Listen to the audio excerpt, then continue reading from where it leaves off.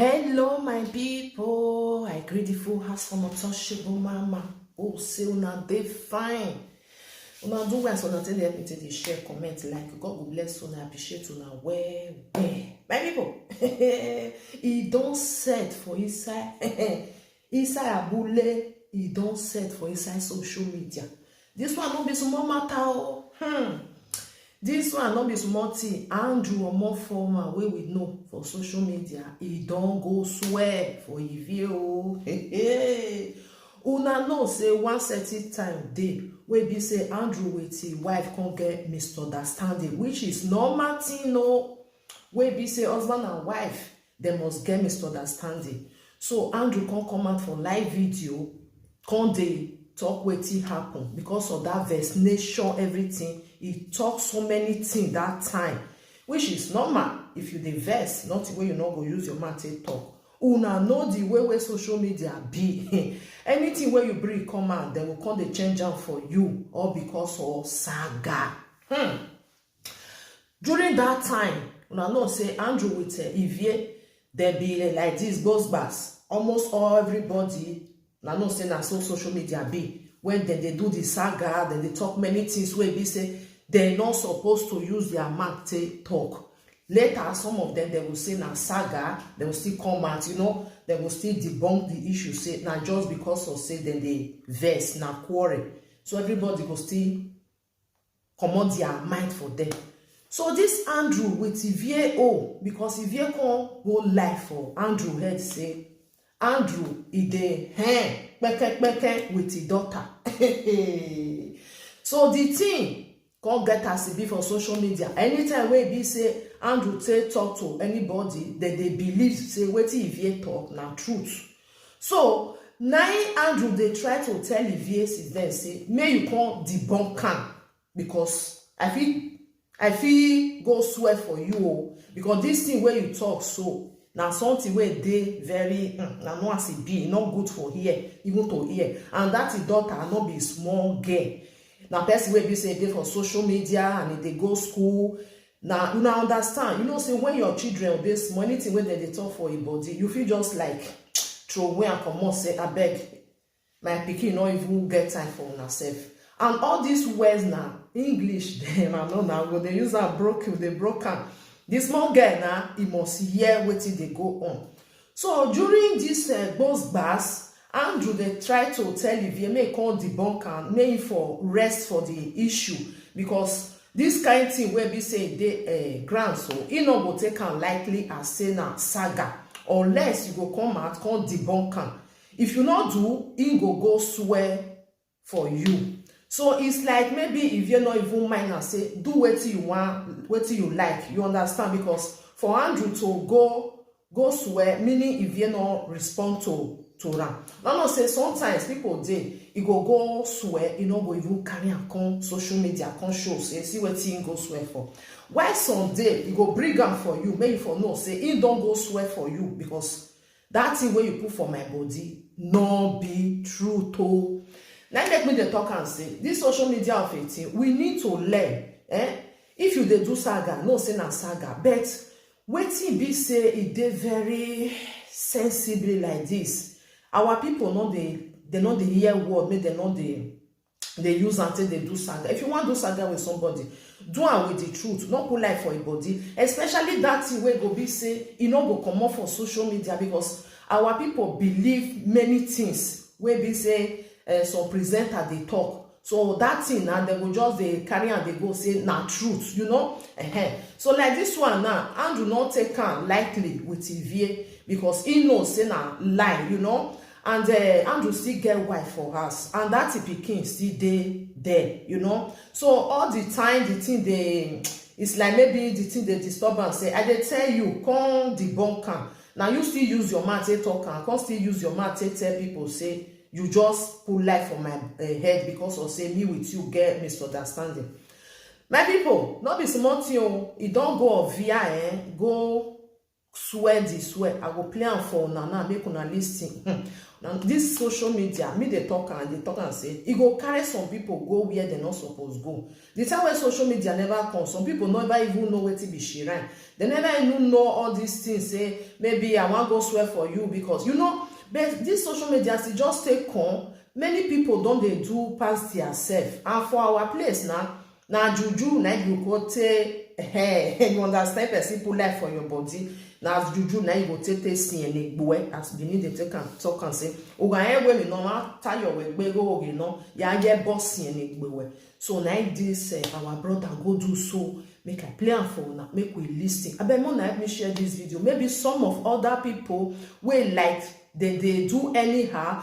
Make them for see this video say this social media not be like before where it be say you go cost me, you put life for my body, I go leave you, may you go. Some people not they take it lightly at all, not be everybody. Some people feel just say now saga problem not dey you go come out, but it don't turn to another thing. May we listen to what Andrew go do. Juju no your Omofuma gele Ovia. E open no your Omofuma no tell me na social media. Awo Iramon. Iye ka Iramon. Ogwara mane. Oda mane.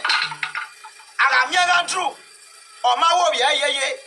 Ge e hope no your Omofuma. To we ni e ba o re ba son e ba o re ba fon. Un de ra to si ni e me. Ni e ya mo e ni dia. Ni e ya so lo ma yo igbe. O se ne Andrew no your Omofuma ni an. Ona ga die awebo.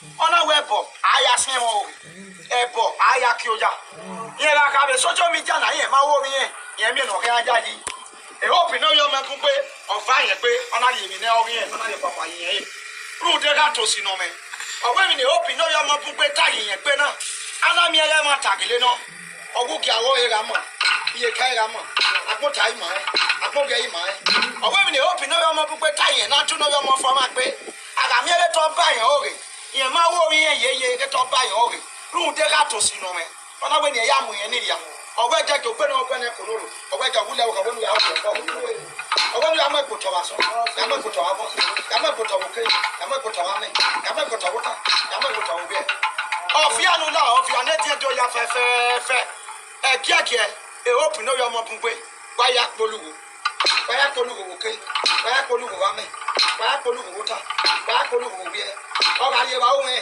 ogari ba me oga mo me ogari ba yen ori ba na ilele e ogari mo yeye o we gege no ba la me yo wa mo ko to so mo ko to wa fun ke ye gbe ya fi mi an la gbe enu ni ko ye gbe ya egun ke gbe ya fi mi an la gbe be no ha ye gbe ya egun ke gbe ya fi mi an la gbe be na yo ye gbe ya egun ogari iloye na mi yen iloye na ko si pa lo eni ka o akase lo rebo aya sin mo o oye e hope no ye oye Andrew no ye Omofuma do ya di na we bo re na ona we mi ni hope no ye mo bugbe tayin egbe na ogara e mata ogwe ni wasoro na egbe ogwe le na mata to we ru de ga to si no ogwe ni ya mu yen ni dia ogwe gege no wa ya ye lori Ovia na dien to wa ya ye lori ogbe no ogwe wa ya ye lori e gege Ovia na dien to wa ya ye lori waso ya ye lori o ya suku re yo egbe e gege ya kwa kan bi yo ya so yo e o aso ya so yo o afo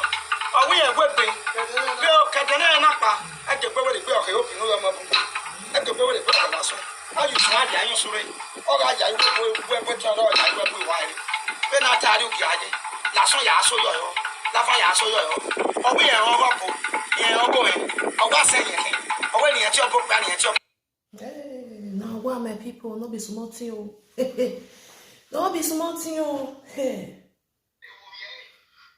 they come.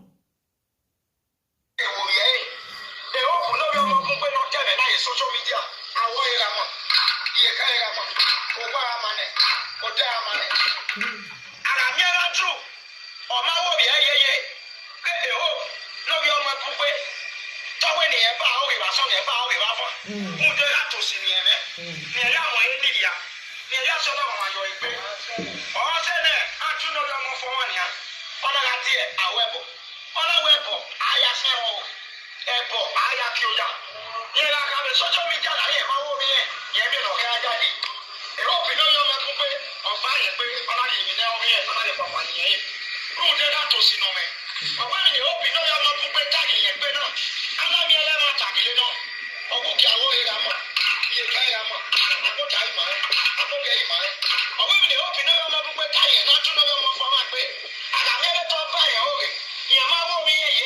buy your room, they got to see no man. But I when they are with any young.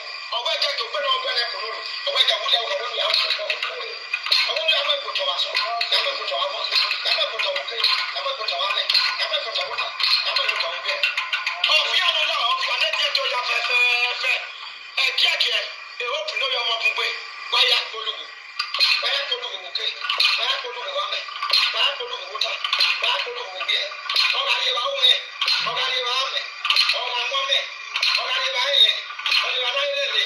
Oh, I live where you are. I went to get my parliament. I'm going to talk about the power. Get a way of your young man. They don't know how you pay your apple. Get a way of your young man. They don't know how you pay your apple. Get a way of your young man. They know how you pay your apple. Oh, I'm sorry. You know your hand. You know your hand. A Nico. I say your apple. I ask him. Oh, yeah, the hope you know. Oh, yeah. I'm true. Oh, yeah. Omofuma. Do you think I went for it? Other women, you hope you know your mom to pay time. Or I matter. Or when was so long. Or when I matter. So when you get out to see no man. Or when you're young with an idiot. Or when you get why I yell. Of your dead yet to why I yell. Put over why I yell. Get off your dead yet to why I yell. Yell, your husband. Yell, your husband. That's who they were. And get out where I go. Yeah, so you're a husband. That's all. Oh, we are whipping. We'll get an number. I can go with the bill. I hope you know your mother. I can go with the bill. How you try to answer it? Oh, I got you. We're with your Lord. I go with wine. Then I tell you, that's why I saw you. That's why I saw you. Oh, we are all up. Yeah, I'm going. Oh, what's it? Oh, when you're your book, man, you're your book. Get another book in your back. I don't know your book for my. Oh, that's your boy. Papa, you say, well, I will go. Papa, you know, and I get one of my way of dancing about. And get here. Oh, Pony, I got the one. When I'm going to be a legend. We are more Pony. We are more Pony was. We are more Pony was. We are more Pony was. We are more Pony was. We are more Pony was. We are who you are. When I come and look behind you. And get your piano now. Or don't flip it now, when any. Who mess up with you? Two men are so about it now. Yamu was so Yamu. Yamu was a man. And check again and get a good step on you. A boy, a boy, I see it. A boy, I see it now. A boy, I see it now. A boy, I see it. Oh, no, I tell you. Oh, we are going to look outside your people. Oh, we're a bed to nine of you, a baby cow, nine of you, where you have to be as well. Oh, we'll know your from my place. Oh, we'll talk by your own. Oh, by your number here. Oh, where we're going to get here. Oh, we are using the social media. You mean one minute. If you guys are giving that, they want to get on the level of money I can't be. Or when I get a near, we ain't getting away very your darling. Or when you get or when they will be open, no, you're not with I with. Or when you get away, I might care. Or where are you only? Or who do you care? Don't get there. Yow your way. Or what does it get? They open or your mouth way. Oh, Bania. Oh, yeah, social media. Oh, yeah, go. Oh, when I'm wearing your ass. Not wearing your ass. See a bow. See when you're wearing it. If you don't see it, you're good. I don't know how you wear color. Oh, do it yourself. You know what I said? Oh, I can do it. We are Now, wow, my people. Now, wow, social media. Don't go another level. You go another level because for real, it's until if person put life for your body. Why you seeing it because of social media? If they carry something, they carry they go for them. Now, truth. Now, no say some people they when they say they don't put life for their head. The things still they go meeting next tomorrow because of say the person will talk and not come debunk. Anyway, my people, as I see everything shock me. I say, now wow, not the way person not go see for social media. More than help me share that. Make other people for take and learn. Say, waiting not do for person body. More than not they put time for people body. Some people they not go even come swear put time for year give you now. You go do one for back. And you go the thing say maybe you don't do one and nothing they happen.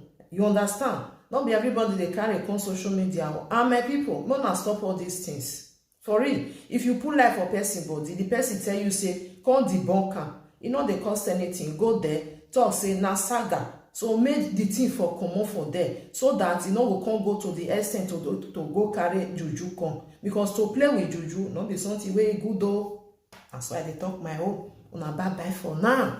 God bless you for being here.